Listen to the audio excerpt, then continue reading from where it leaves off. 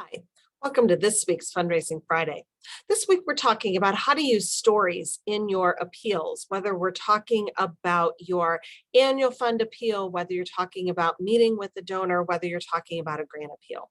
Stories are a very important way to connect your mission with the individual you're speaking to and encourage them to give.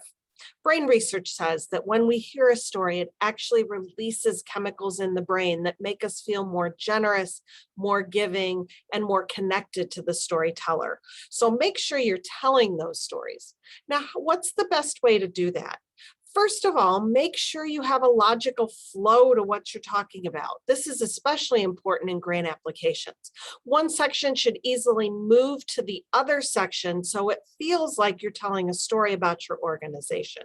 That's the highest level that you want to make sure you have stories being told. Second, make sure you're using words that are very personal words.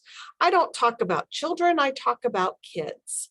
Or better yet, I talk about Susie and Johnny as a way to even personalize it more. Or I'll talk about your neighbors and your friends, or your parents and grandparents, depending upon who it is that you're talking about. Make it very personal. That's another way to tell a story. Finally, tell a story. Talk about someone that you are working with, that you worked with, someone who is who benefited from your services. That's a great way to connect with your audience, especially in your annual fund appeals. People get a ton of appeals, especially at the end of the year, and they all say, wow, we're an awesome organization. You should give money to us. As opposed to your letter that's going to tell them the story of someone who overcame some kind of odds, thanks to your organization, of course, and now their life is better. I was at a board meeting recently where someone shared the story of a person that she was working with who'd overcome incredible odds.